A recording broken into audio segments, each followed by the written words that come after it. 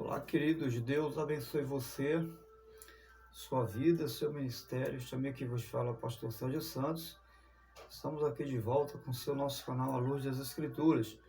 E para tanto estaremos abordando hoje mais uma lição do nosso curso avançado de Teologia pelo IBADEP. Se você ainda não é aluno, ainda dá tempo você se inscrever.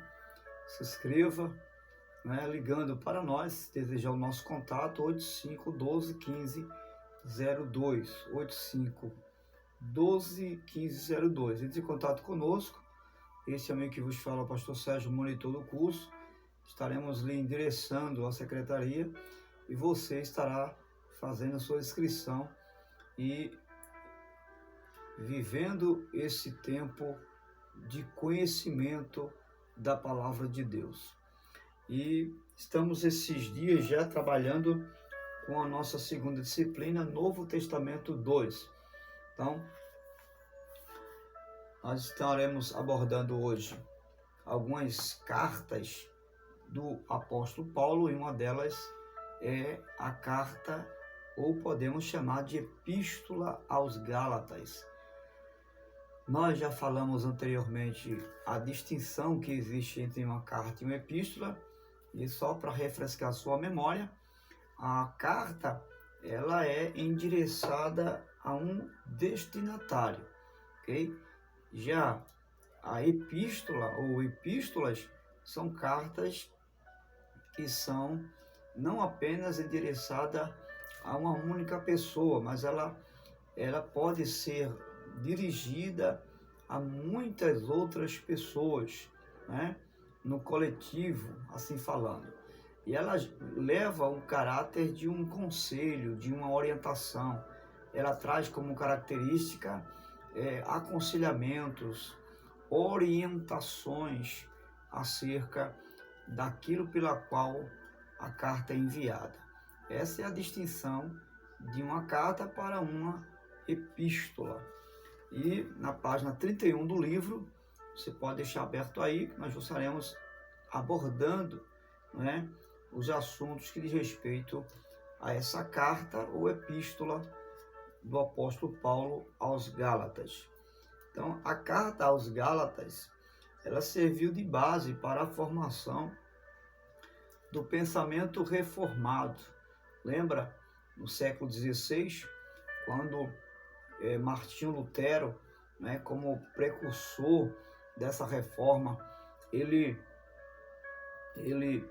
trouxe a reforma protestante, e depois, a partir dali, essa reforma não parou mais, ela se expandiu, houve um desenvolvimento acerca do conhecimento das Escrituras, da verdade das Escrituras.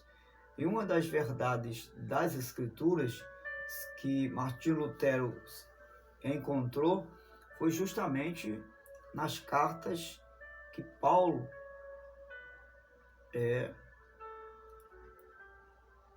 foi justamente, melhor falando, correção aqui, na justificação pela fé.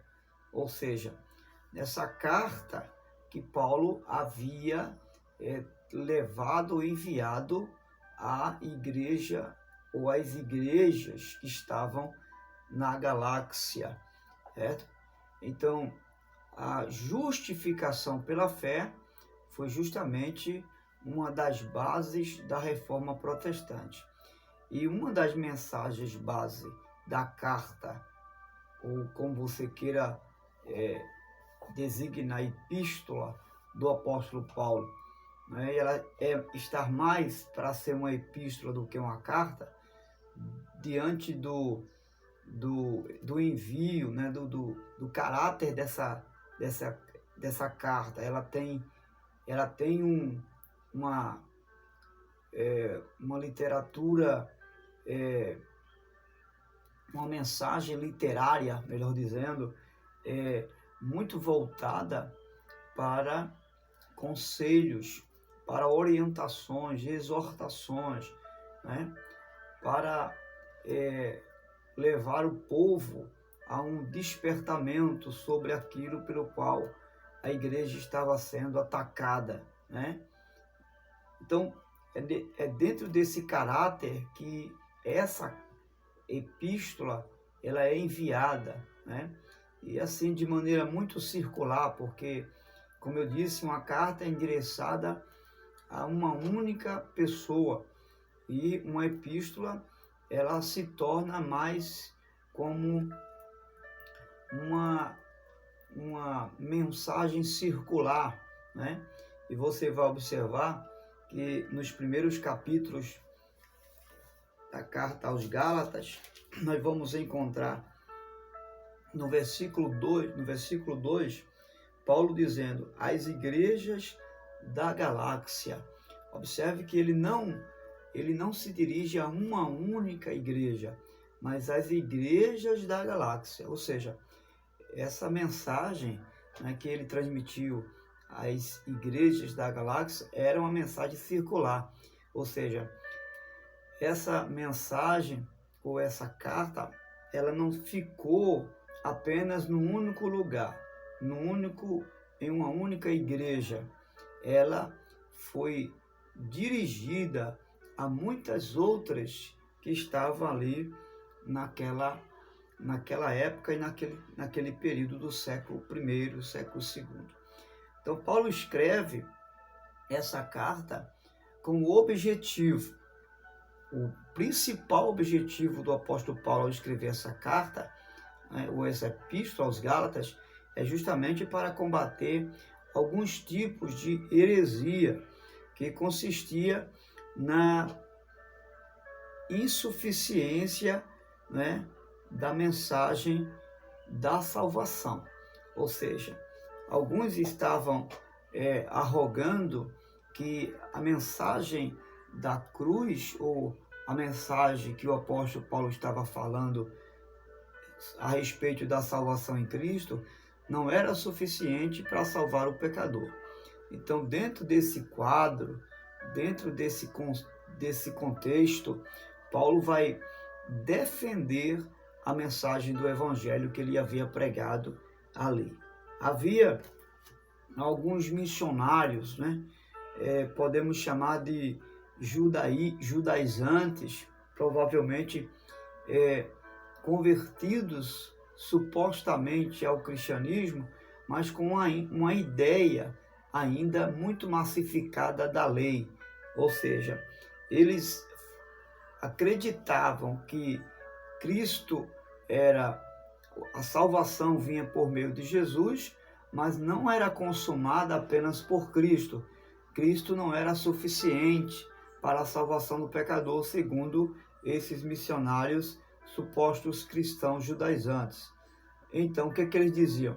Que ainda era necessário observar as leis, a lei de Moisés, os ritos cerimoniais de culto, era necessário observar a Páscoa, era necessário observar o Sabá, né, que é o dia do Senhor. Enfim, era necessário rever todos esses ritos religiosos da época.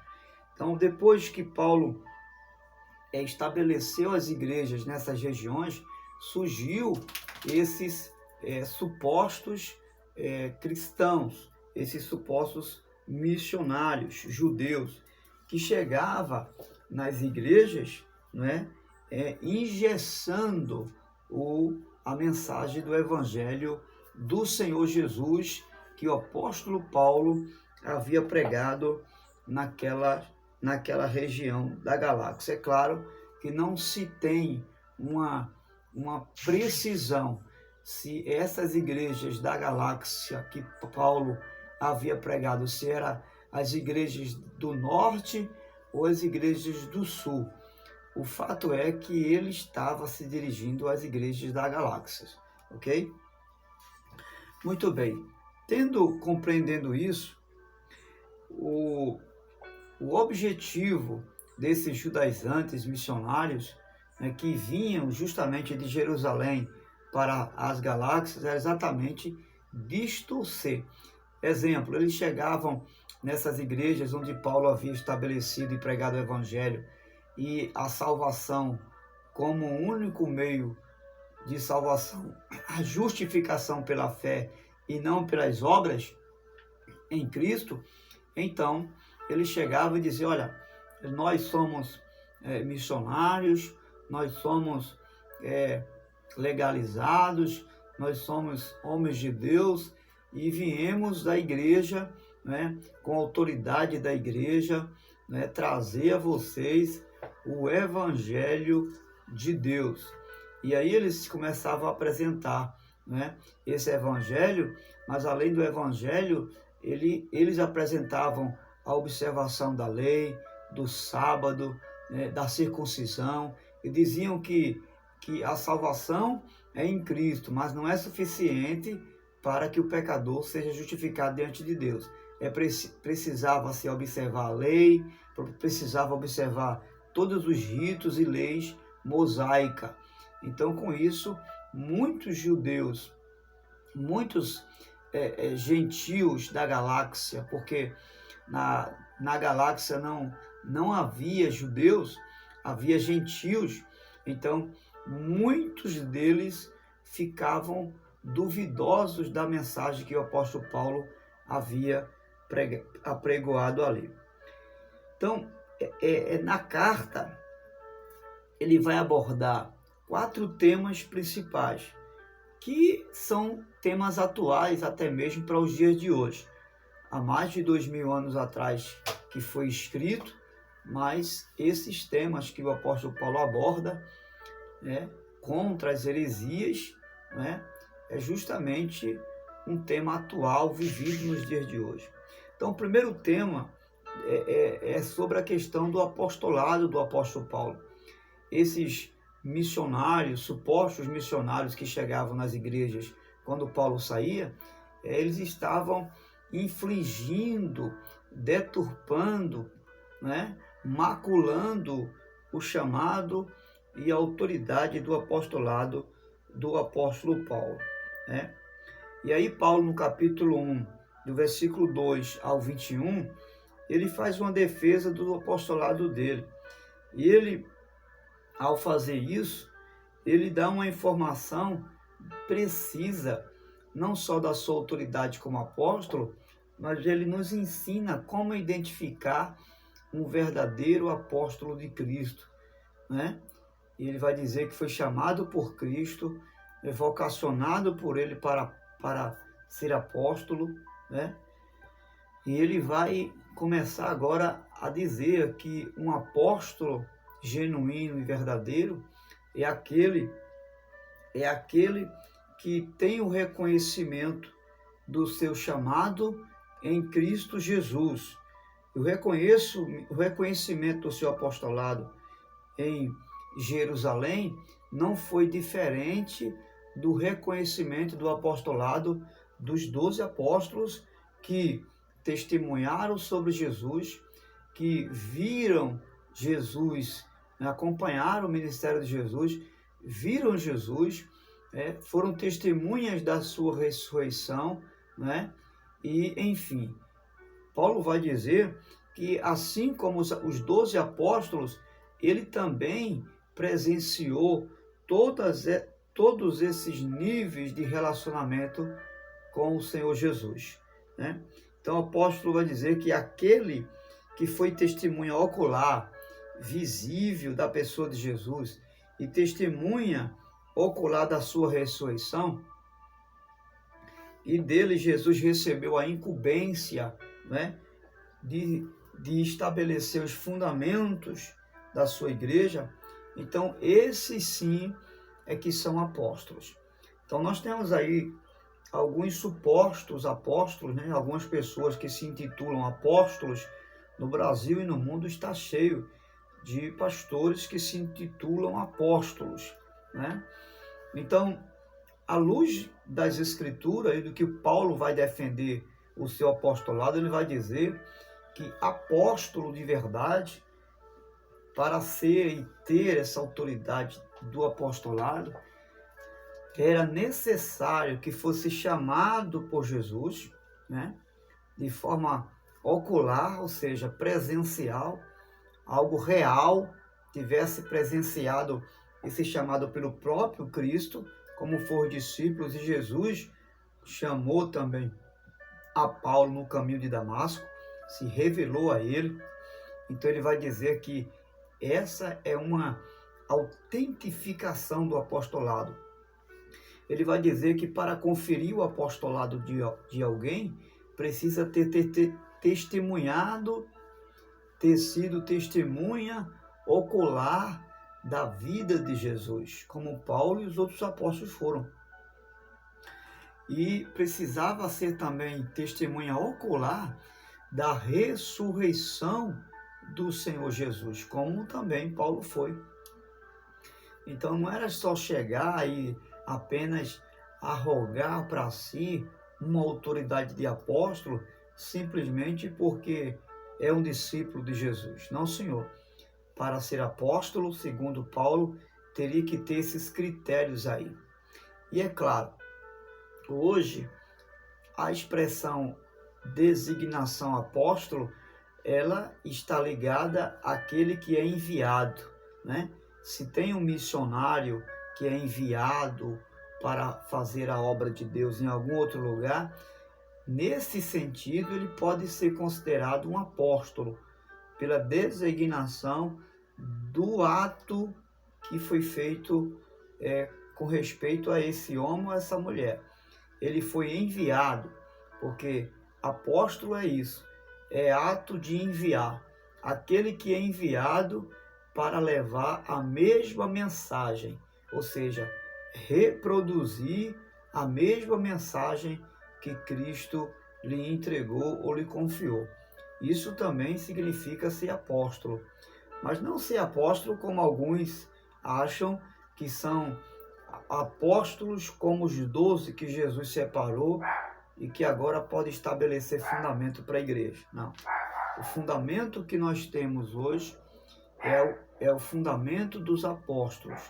As escrituras e o cânon que nós temos hoje como fundamento para a igreja é o fundamento que foi entregue aos apóstolos do Senhor Jesus. Ok? Então é nesse sentido que Paulo vai defender o seu apostolado. Só um minutinho, pessoal.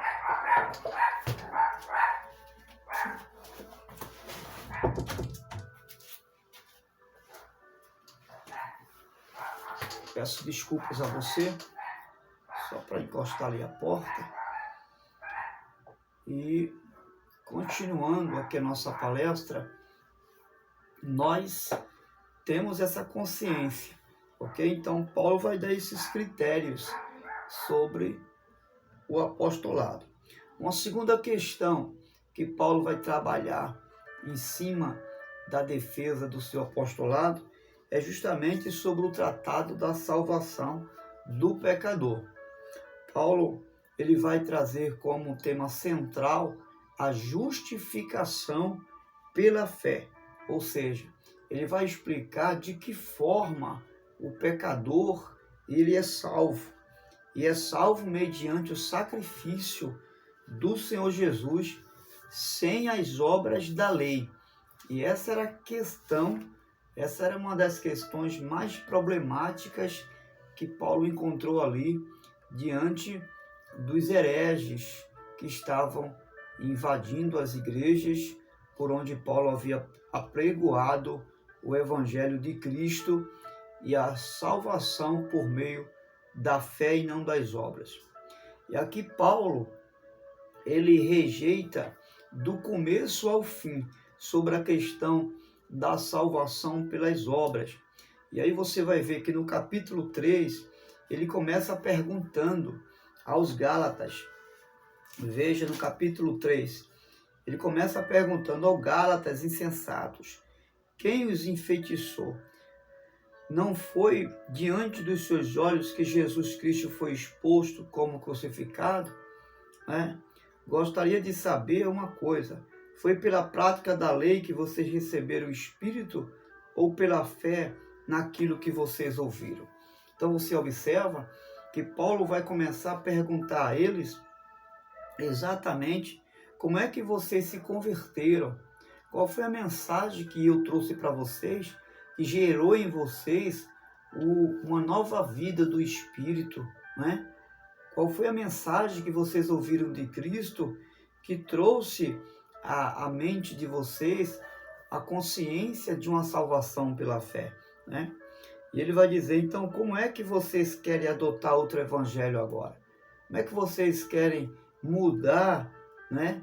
Caindo da graça, né? Seguindo, então, um outro evangelho. Porque esses supostos missionários estão ensinando não é o evangelho que eu preguei a vocês. Não é o evangelho que traz salvação pelas obras da lei, mas pela fé. E depois que Paulo expõe, ele vai começar agora perguntando como é que Abraão foi salvo, né? Qual foi o caminho que Abraão, o patriarca, trilhou para a salvação, né? E ele vai dizer que Abraão, ele foi salvo, justificado, não pelas obras da lei, mas pela fé. Até porque a lei, no tempo de Abraão, não existia. A lei veio ser instituída 4 anos depois. Deus veio e deu a lei a Moisés no deserto, ao povo. Então, se a lei fosse dada, se a lei foi dada 400 anos depois, Abraão não poderia ter sido salvo pela lei, porque a lei não existia. Então, mas logo, Paulo vai explicar aos Gálatas, logo, se a lei não existia, Abraão foi justificado e salvo pela fé, né? A lei veio muito depois, não pode agora anular nenhuma das promessas de Deus que Deus havia feito a Abraão, quando disse que dele abençoaria todas as nações da terra, ou seja, dele viria uma semente que seria abençoado todas as nações da terra. E Deus estava falando sobre Jesus, descendente de Abraão, né? Que mais tarde viria da linhagem de Davi, o mesmo descendente de Abraão, que também foi salvo pela fé. Tanto Abraão quanto Davi, eles foram justificados pela fé. Então, Deus está dizendo que é pela fé também que Abraão justificado foi, que todas as outras nações também seriam justificadas, né? Ele abençoaria todas as demais descendências de Abraão da terra. E os descendentes de Abraão hoje sou eu, é você, somos nós. E Paulo vai dizer mais adiante que o fato de Israel ser um remanescente não quer dizer que será salvo, mas somente os da fé, os da semente de Abraão é que alcançaria a salvação. Daí ele vai explicar por que a lei foi dada. A lei foi dada como uma espécie de um pedagogo, de um professor que ensinava, que explicava que o pecador precisava de uma salvação. A lei serviu de aio, apontando para o pecado, mostrando o pecado, né? Então você vai observar que a lei surgiu com esse tipo de caráter, de um educador, apontando, mostrando, explicando por que ela está ali, né? E ela está ali justamente por causa do pecado. Então ele explica que por que precisamos de um Salvador. Nós herdamos as promessas pela fé e não pelas obras da lei. Depois Paulo ele vai fazer um tipo de uma alegoria, né? Ele vai apresentar 2 sistemas diferentes, né? E ele vai apresentar Sara, que teve um filho, né? E Agar.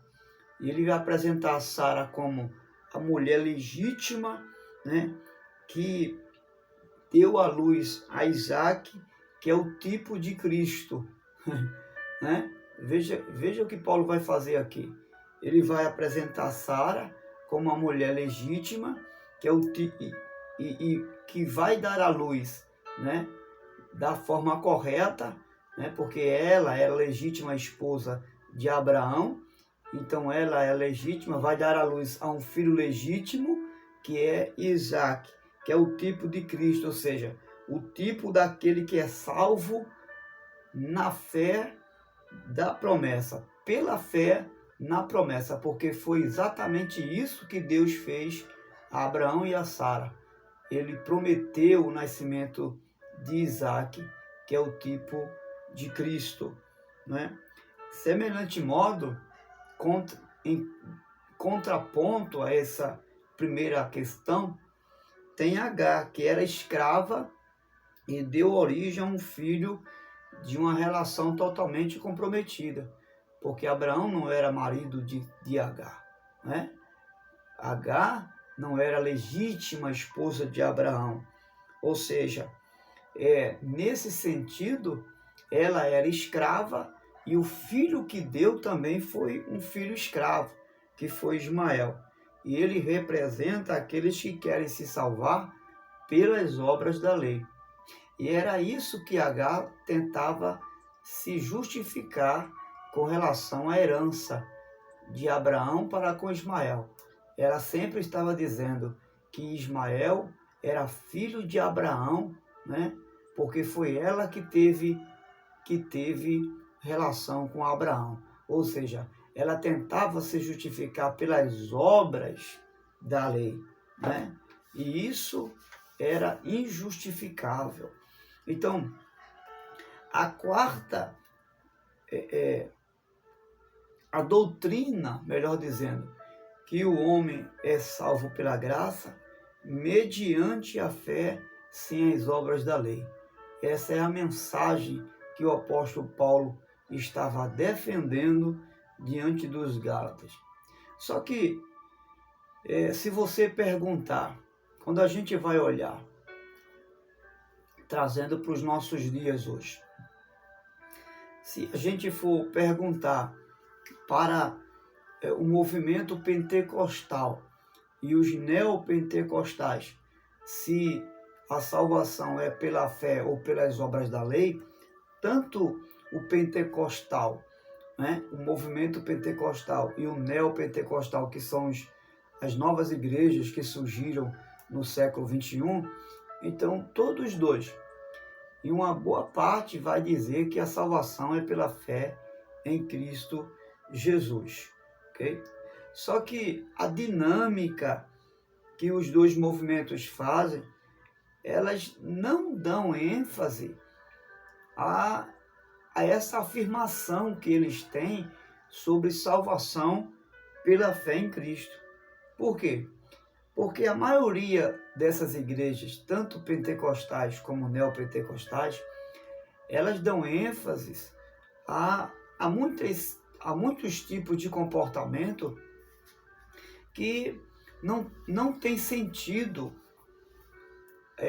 a salvação pela fé, mas por obras da lei. Por exemplo, quantas delas fazem campanhas, né? Existem campanhas, dão ênfase às promessas, venha fazer correntes, né, de oração, né? Como se orasse 7 dias, se orasse 7 semanas, então a salvação aconteceria na vida dela, né? Uma promessa de Deus se instalaria na vida e na família dessa pessoa. Então, por exemplo, os votos, venha fazer um voto com Deus, que esse problema é resolvido, que a salvação da sua família vai acontecer. Então, tanto os pentecostais como os neopentecostais, eles vão dar ênfase, embora verbalmente confessem e afirmem que a fé, que a salvação, ela é justificada pela fé e não pelas obras da lei. Mas, na prática, eles não têm revelado isso. Porque o tipo de culto, o tipo de liturgia é totalmente pragmático, né? Eles criam vários meios para se alcançar as promessas e as bênçãos de Deus. E não existe nenhuma obra que eu possa fazer, que você possa fazer, que possa justificar a minha ou a sua salvação. Então, é dentro dessa realidade que hoje as igrejas elas têm comprometido a sua fé em relação à salvação pela fé, ou a justificação pela fé. E aí acaba dando a impressão que se a pessoa não fizer aquilo que está sendo ensinada pelo seu líder na igreja, ela não vai ser abençoada, ela não vai ser salva. E o que é que isso gera em muitos cristãos? Isso gera angústia, isso gera fardo, né? Era o que os fariseus faziam. Eles ensinavam as pessoas a fazerem e cumprirem a lei, quando eles mesmos não conseguiam mover um só item da lei. Jesus bateu de frente com eles sobre isso. Então, com tudo isso, mesmo fazendo todas essas obrigações, essas imposições de líderes que ensinam que a pessoa tem que fazer N sacrifícios, né? Que a pessoa tem que repetir isso, repetir aquilo, e se não fizer, não será salvo. Então, isso tudo tem sido um tipo de... Desculpe. Tem sido um tipo de barganha com a salvação, que é a justificação pela fé em Cristo Jesus. Então, a carta aos Gálatas é a resposta que nós temos para contrariar esse pensamento do movimento pentecostal e neopentecostal dos dias de hoje, né? Então, Paulo está combatendo a ideia de que precisa acrescentar alguma obra da lei para ser salvo. Paulo está indo de encontro a esse pensamento.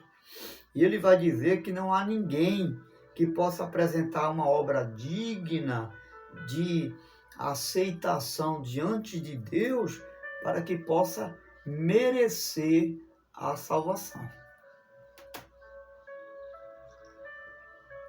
Não existe. É isso que Paulo está querendo explicar à igreja da galáxia. E essa carta também, ela vai refutar ao pensamento ecumênico, porque nesse sentido, né, quando os supostos missionários chegavam nas igrejas que Paulo tinha passado, o que é que eles diziam? Eles não negavam a salvação em Cristo, mas o que é que eles diziam? Eles diziam, olha, a salvação é em Cristo. Agora, para ela ser consumada, para que ela seja confirmada, você tem que cumprir as ordenanças da lei. Ou seja, unir, não é? Cristo à lei, a graça e a lei. E isso é contraditório.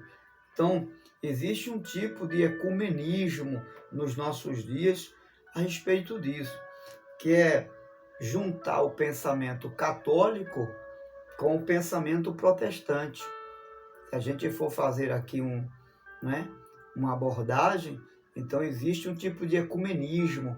Era isso que esses supostos judaizantes, missionários, estavam querendo impor diante da igreja.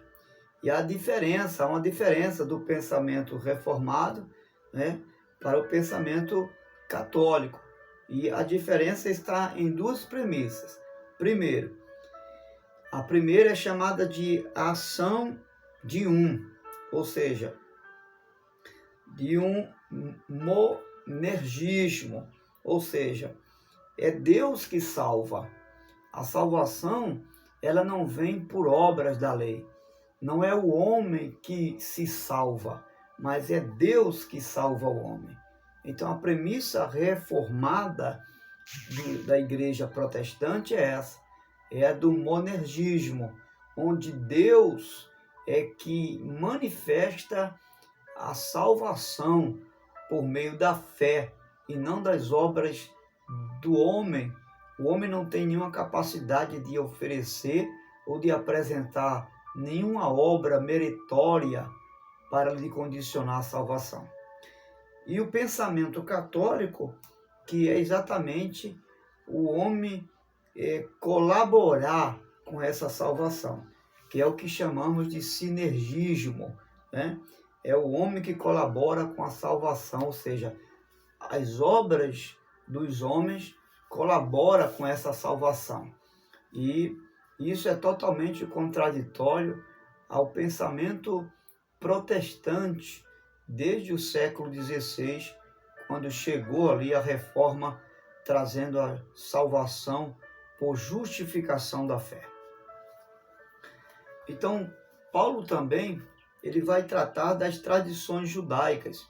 No capítulo 4, versículo 11, Paulo vai falar da lei e dos rudimentos pobres, e vai dizer que nada daquilo que a lei apresentou tem valor para a salvação, né?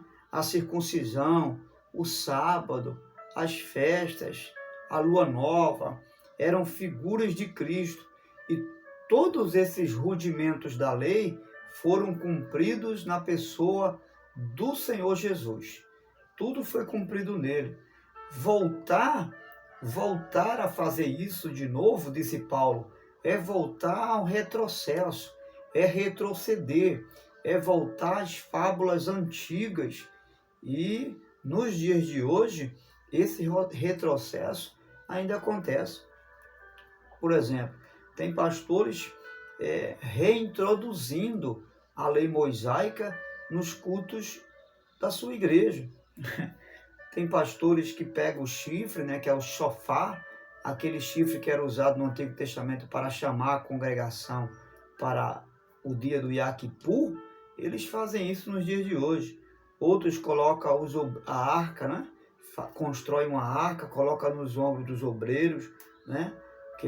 Coloca o minorá como um símbolo dos 7 Espíritos de Deus, né? Ali dentro da igreja. E por aí vai. Constrói até o templo de Salomão, como tem um templo de Salomão aí construído, e revelando uma suposta espiritualidade. Mas isso é justamente o contrário daquilo que Paulo está ensinando. Ele está dizendo que Israel era a igreja na sua forma primeira. Paulo está dizendo, olha, Israel é a igreja na sua forma primária. A igreja, quando estava se iniciando, se revelou na figura do povo judeu, do povo de Israel. Né? Então, a igreja, Israel era a igreja de Deus. Paulo vai fazer essa comparação. Os 12 apóstolos representam os 12 patriarcas do Antigo Testamento, e os filhos de Abraão, os descendentes de Abraão, na verdade não são os judeus, somos nós que vivemos pela fé de Abraão e não pelas obras da lei, como os judeus vivem até os dias de hoje. Então Paulo termina a carta se referindo à igreja como Israel de Deus. E aí precisamos entender que a circuncisão, ela agora é no coração. Foi exatamente isso que o apóstolo Paulo estava explicando. E a festa que nós temos hoje, né, só existe uma, que é a Santa Ceia do Senhor. A Páscoa, ela foi abolida. Tem muitas igrejas por aí que comemoram o dia da Páscoa, mas a igreja do Senhor Jesus, ela não comemora a Páscoa. A Páscoa é coisa da lei. E a lei já foi cumprida em Cristo. E a festa, e a única festa que ele deixou para nós, é justamente trazer à memória a sua morte e ressurreição, que é a instituição da Santa Ceia do Senhor.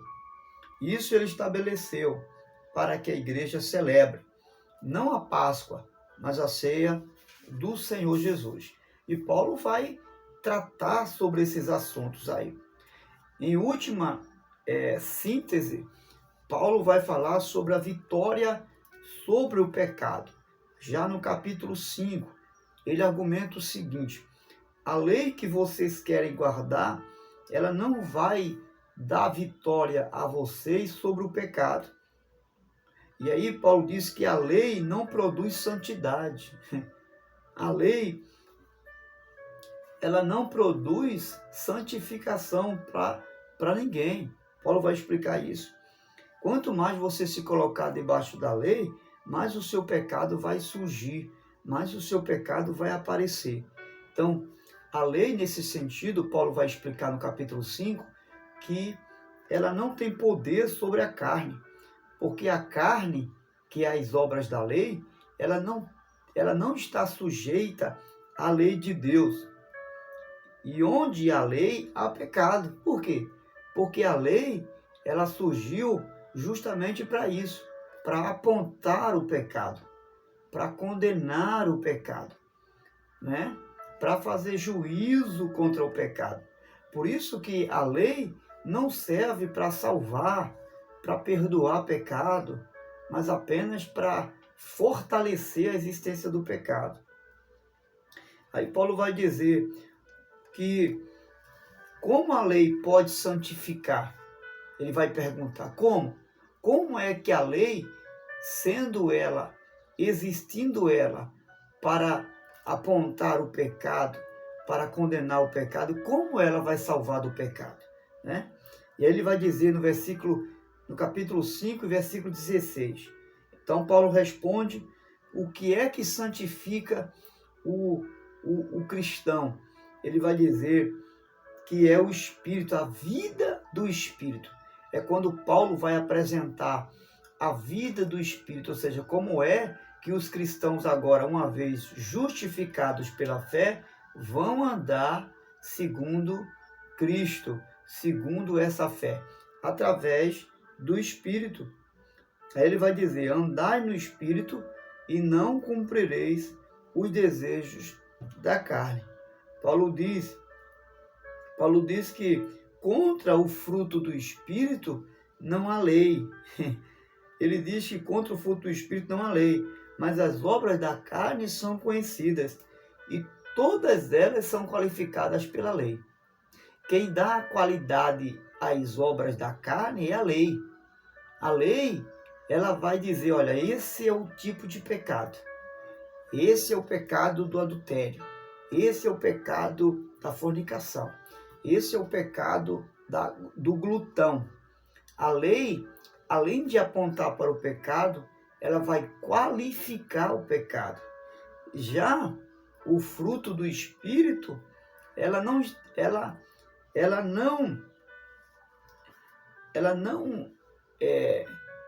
vai contra a lei.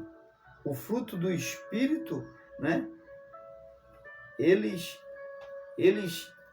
não estão sujeitos, ou melhor, eles não estão contrariando a lei. Paulo vai dizer que se nós andarmos no Espírito, nós não cumpriremos os desejos da carne. Ou seja, a lei não terá domínio sobre nós que andamos no Espírito. Por quê?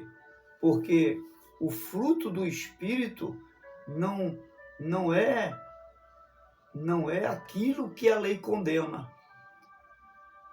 O fruto do Espírito não é aquilo pela qual a lei veio existir, mas justamente o viver pela fé. Ou seja, o andar no Espírito não está dependendo da lei, mas depende unicamente da vida nova que nós recebemos de Cristo. Já a vida do pecado, ou seja, já as obras da lei, elas implicam na condenação do pecador. Por quê? Porque ele vive sob a lei do pecado.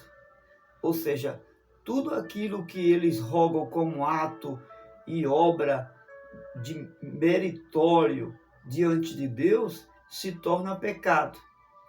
Porque na lei não há nada que possa levar o pecador a ser salvo, a não ser condenado pela lei no pecado. Então, só quando você anda no Espírito de Deus, você será ajudado a cumprir a lei. Apenas andando no Espírito de Cristo, ou seja, vivendo segundo Cristo, sem os rudimentos da lei, justificado pela fé e somente pela fé em Cristo, pelas obras dele que foi realizada na cruz, é que eu posso ser justificado. E manifestando esse fruto do Espírito, é que então eu posso e tenho condições agora de cumprir a lei. Então, Paulo termina essa carta nos ensinando qual o caminho para vencer o pecado. Então, ele vai nos dar respaldo e nos mostrar como fazer para vencer o pecado. E essa é a lição da carta, a epístola às igrejas da galáxia, ok? Seja da galáxia do norte ou do sul. O fato é que essas epístolas ou cartas foram endereçadas a essas igrejas. Lembrando, não há uma única igreja. O que ele vai falar aqui, no capítulo 1, no versículo 2, todos os irmãos que estão comigo, as igrejas da galáxia, as igrejas, está no plural. Então, nesse sentido, essa carta ela tem uma característica de uma epístola às igrejas, porque ela é uma carta circular. Ela não fica apenas em uma igreja, mas ela circula todas as igrejas, né? E uma característica interessante da carta é que Paulo, há muitas outras que ele, quando vai escrever, ele vai começar dando uma saudação, né? Já nessa carta ele já começa chamando a atenção das igrejas, né? Dizendo no versículo 6, admiro-me de que vocês estejam abandonando tão rapidamente aquele que os chamou pela graça de Cristo para seguir outro evangelho. Então, Deus abençoe você, sua vida, e continuaremos trabalhando algumas outras cartas e epístolas do apóstolo Paulo às igrejas, né, da Macedônia, da Grécia e de muitas outras regiões do século I. Deus abençoe você, tenha bons estudos, espero em Deus ter ajudado você a compreender essa carta tão preciosa, que é a carta endereçada às igrejas da galáxia, em nome de Jesus. Deus abençoe você. Até a próxima aula, se Deus assim nos permitir.